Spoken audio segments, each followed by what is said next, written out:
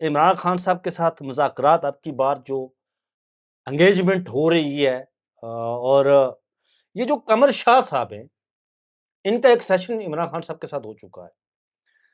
इस हवाले से बताइएगा। और तीसरी, ये जो मौजूदा जो बंदोबस्त है, मौजूदा रजीम है, ये कहा जा रहा है कि ये अपना टाइम पूरा नहीं करेगा।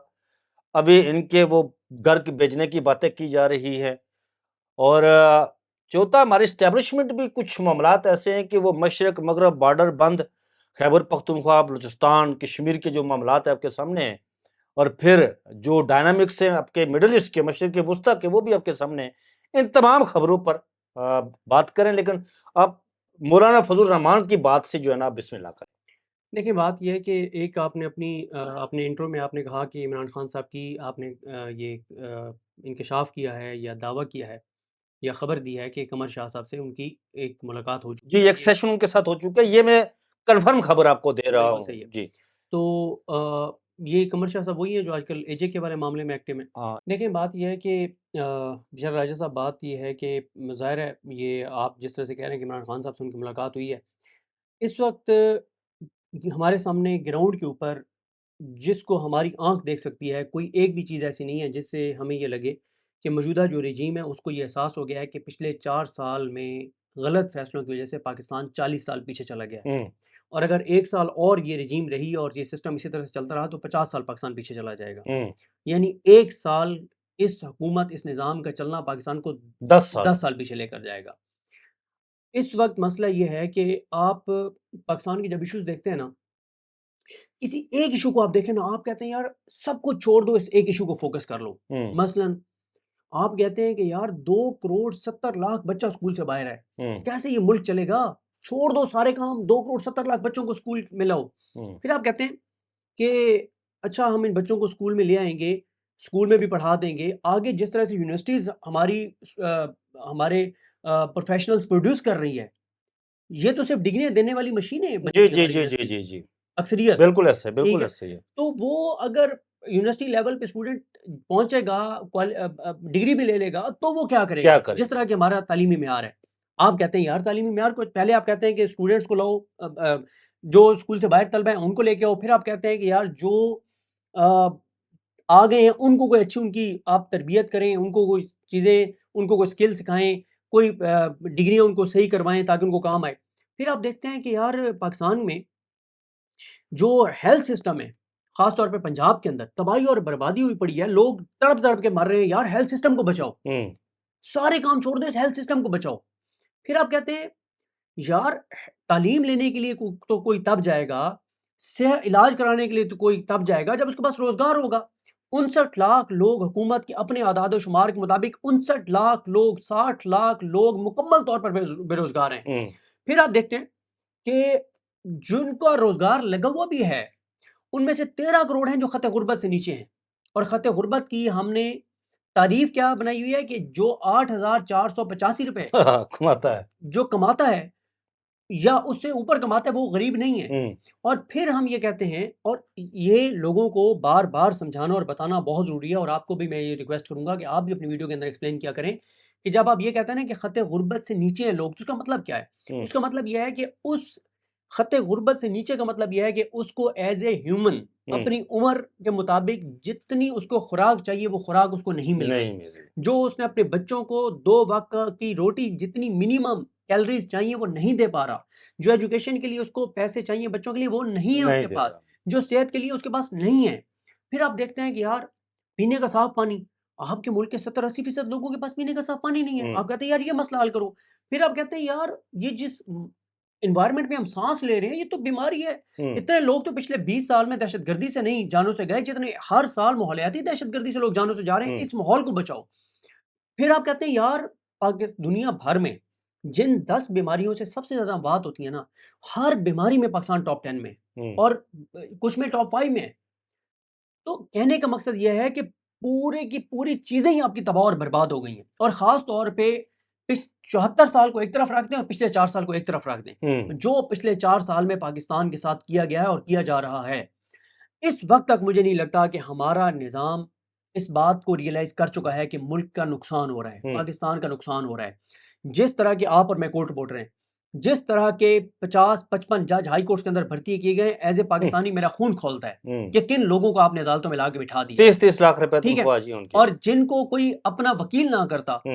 मेरा खुदा ना खास्ता कोई मेरा केस हो, मेरी फैमिली का कोई केस हो, तो ऐसे लोगों को उन्होंने अभी जज लगवाया है जिनको मैं वकील मुफ्त में भी ना करता, जी जी ऐसा है, बिल्कुल मुफ्त ऐसा में है, भी उनको मैं वकील ना करता, जिनको उन्होंने जज बना दिया। लोगों की जिंदगी और मौत के फैसले कर रहे हैं वो, बिल्कुल सजाए ऐसा है। मौत के फैसले वो कर रहे हैं, लोगों की करोड़ों अरबों की प्रॉपर्टीज के वो फैसले कर रहे हैं, मुल्क की बका और सलामती से रिलेटेड केसेस के वो फैसले कर रहे हैं। और अभी जो आगे ये जज भर्ती करने जा रहे हैं, अब आप मुझे बताएं, हमारे निज़ाम को ये एहसास नहीं होता, फैसला साजों को ये एहसास नहीं होता कि आपने तमाम अदालतों के चीफ जस्टिस अपने लगा दिए, जस्टिस याहिया खान से लेके हाजी अमीन से लेके चारों हाई कोर्ट, तमाम चीफ जस्टिस डोगर साहब तक, दो हाँ, पांचों, ठीक है, हाई कोर्ट के।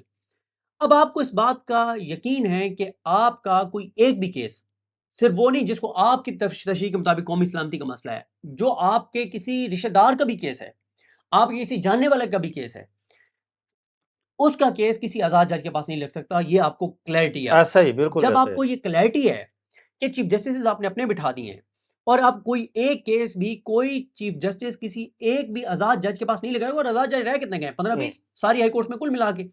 जब आपको ये बात पता चल गई है कि आपने इतना कंट्रोल कर लिया अदलिया को कि हर चीफ जस्टिस आपका अपना है और आपका कोई केस किसी आजाद जज के पास नहीं लगेगा, तो आगे जो आप 30-35 जज भर्ती करने जा रहे हो, ये तो कोई खुदा का खौफ कर लो यार, ये तो कोई लायक वकीलों को जज लगा दो, जो आम आदमी के केसेस सुने, जो आम आदमी के प्रॉपर्टीज के केसेस सुने, जो आम आदमी की जमीनों के कब्जे के केसेस सुने, जो ओवरसीज पाकिस्तानियों की जमीनों के कब्जे का केस सुने। आपको मैं एक केस, मुझे एग्जैक्ट मैं उसका देख लूंगा, मेरा ख्याल है 20 साल से ज्यादा हो गए। एक खातून है, बुजुर्ग खातून है, रुबीना भट्ट साहिबा, जिनका केस किसके साथ है, मुजीबुर रहमान शामी साहब के बेटे के खिलाफ। 20 साल हो गए उस खातून को जंग लड़ते हुए, 20 साल से ज्यादा, आज तक उसको इंसाफ नहीं मिल सका। नहीं मिला। ये एक तरफ हम कहते हैं ओवरसीज पाकिस्तानियों को आगे पाकिस्तान में इन्वेस्ट करो, और नहीं वो तो अली परवेज मलिक साहब ने खुद कह दिया, मैं थोड़ी देर पहले उसकी प्रेस कॉन्फ्रेंस सुन रहा था, उन्होंने कहा कि पाकिस्तान का जो एनवायरनमेंट है, वो माहौल है, हाँ, वो नहीं है कि लोग बैरूनी जो सरमायाकार हैं आकर, ये खुद इतराफ हाँ, किया उन्होंने इस बात का। अच्छा एक मैं इस बात हाँ, को एक सिर्फ इस चीज को कंक्लूड कर लूं, ये रुबीना भट्ट साहिबा का केस ना एक एक केस है। इस तरह के आप जितने केसेस ओवरसीज पाकिस्तानी को उठा के देख लें। अब रुबीना भट्ट साहिबा साकिब निसार साहब के दौर में व्हील चेयर पर आई, क्लियर हुआ कि ये बिल्कुल इनके साथ जुल्म हुआ है, नाइंसाफी हुई है, लेकिन आज तक उनको उनका केस सुप्रीम कोर्ट में पेंडिंग है। सुप्रीम कोर्ट में केस लगते ही नहीं जी सदीक भाई, वहां पर ऐसे ऐसे केस यकीन करें 15-15 20-20 साल से केसेस पेंडिंग हैं, लोग आते हैं वहां पर, हम उनसे पूछते हैं, मिलते हैं, वो लोग साइलेंट जो हैं, वो कहते हैं जी हमारा इतने अरसे से केस पेंडिंग है, लेकिन तनख्वाहें वो 30-30 लाख रुपया ले रहे हैं। जो बात आपने की ना कि मुल्क इन हमारे इस्टेब्लिशमेंट को, मैं आज खबर पढ़ रहा था कि 2023 में 48,000 जो लोग थे, नौजवान थे फारूक तहसील, उन्होंने सीएसएस के लिए अप्लाई किया, और 2025 में ये तादाद 19,000 पर आ गई। इसकी वजह क्या है? वजह बता दूं आपको? हाँ, कहाँ 48,000 और कहाँ 19,000? आपके इस फोरम में भी शफाफियत नहीं रही, आपके इस फोरम में भी शफाफियत नहीं रही, आपके, और जो लोग आपके मतलब चले वो इसमें सीएसएस नहीं कर सकते, जो आपके पंजाब पब्लिक सर्विस कमीशन है, बलूचिस्तान है, सिंध है, खैबर बिल्कुल पख्तूनख्वा है, प्रोविंशियल जो हाँ, आपकी प्रोविंशियल मैनेजमेंट सर्विसेज के जो लोग हैं, मेरे ख्याल है वो पीएमएस वाले, उनका आप देख लें कि इस वक्त उनके पंजाब में कितने डीसी लगे हुए हैं, उनकी तरक्कियां कब शुरू की हुई हैं, उनका कैसे इस्तेहसाल हो रहा है। भाई आपका मसला ये है कि आपका पूरा ऊपर से लेके नीचे तक, भाई पाकिस्तान में सबसे बड़ा ओहदा कौन सा है? सबसे बड़ा ओहदा यानी जो आईनी होता है, जो आईनी ओहदा है, आईनी होता है, वो कौन सा है? सदर पाकिस्तान ठीक का है ना मतलब मैं दूसरे सेंस में कह रहा हूँ जी, मतलब सदर पाकिस्तान है, वो एक रस्मी तौर पे एक है, और आपका वज़ीर आज़म ताकतवर अगर होता है पाकिस्तान में, तो वो देखिए प्राइम मिनिस्टर जो है वो सब मतहत होते हैं। मैं किस सेंस में कह रहा हूँ, वज़ीर आज़म का भी फैसला कौन करता है? आपका चीफ जस्टिस पाकिस्तान या आपका आईनी अदालत का चीफ जस्टिस, जो कि आईनी अदालत जिस मकसद के लिए बनाई गई है वो पूरे पाकिस्तान के बच्चे बच्चे को पता है।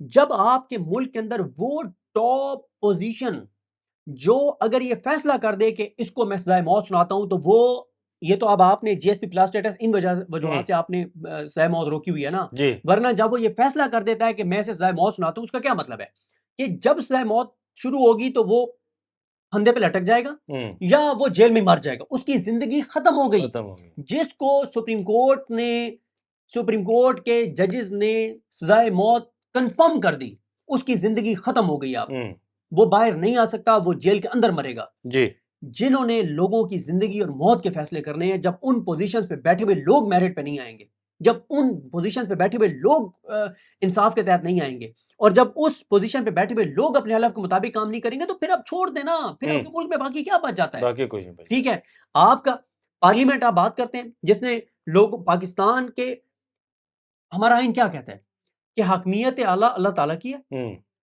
और जमीन के जो फैसले हैं, पाकिस्तान की ये जो जमीन है, इसके जो फैसले हैं, ये अवाम पाकिस्तान करेंगे। जी, और अवाम पाकिस्तान कैसे करेंगे? 25 करोड़ लोग खुद तो नहीं कर सकते। 25 करोड़ लोग अपने नुमाइंदे मुंतखब करेंगे, मुंतखब और उनके जरिए वो पाकिस्तान के लोग अपनी पावर को एक्सरसाइज करेंगे। हम्म, क्या इस वक्त की पार्लियामेंट 25 करोड़ पाकिस्तानियों की नुमाइंदा है? नहीं है। जिस पार्लियामेंट में अल्लाह के 99 नामों के नीचे खड़े होके और 100 से ज्यादा अरकान असम्बली झूठा हलफ उठाएं और कहें कि मैं कुरान पे हलफ देता हूं, मैं जीत के आया हूं, उस पार्लियामेंट की क्या हैसियत रह जाएगी? जिन अदालतों में अभी मैं बात कर चुका हूं, जिस तरह के 50-60 जज लाए गए हैं, क्या ये अदालतें इंसाफ करेंगी? जिस मुल्क में इंसाफ ना हो, जिस मुल्क में आइन ना हो, जिस मुल्क में कानून ना हो, जिसमें जिंदगी की कोई जमानत ना हो, जिसमें कोई सिक्योरिटी ना हो, जिसमें कोई रोजगार ना हो, जिसमें माहौलियाती आलूदगी में आप दुनिया में पहले नंबर के ऊपर हो, जहां पे आपकी प्लांटेशन के ऊपर तवज्जो ना हो, जहां आपकी रोजगार के ऊपर तवज्जो ना हो, जहां 2 करोड़ 70 लाख बच्चा स्कूल से बाहर हो, जहां 59 लाख लोग बेरोजगार हो, जहां 86 लाख बच्चा चाइल्ड लेबर का शिकार हो, जहां 5 साल से कम उम्र 40% बच्चे स्टंटेड ग्रोथ का शिकार हों, जहां 13 करोड़ लोग खतरे गुर्बत से नीचे हों, जो 2 वक्त की रोटी अपने बच्चों को ना दे पाए, जहां पे हर साल 80 लाख बच्चे पैदा होते हों, जहां पे एक्सपोर्ट्स गिर रही हों, जहां पे 4 साल में हुकूमत 45,000 अरब कर्जा ले ले और कोई पता ना हो। मैंने ना एक हुकूमती शख्सियत से पूछा,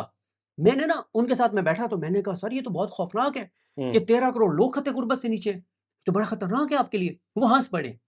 उन्होंने कहा यार तुम इतनी बेवकूफाना बात करोगे, मैं तुमसे एक्सपेक्ट नहीं करता था। मैं चौंक गया, मैंने कहा ये क्या बात कर रहे हैं? मैंने कहा शायद ये कहेंगे कि तुम्हारे ये फिगर गलत है जो तुम बता रहे हो।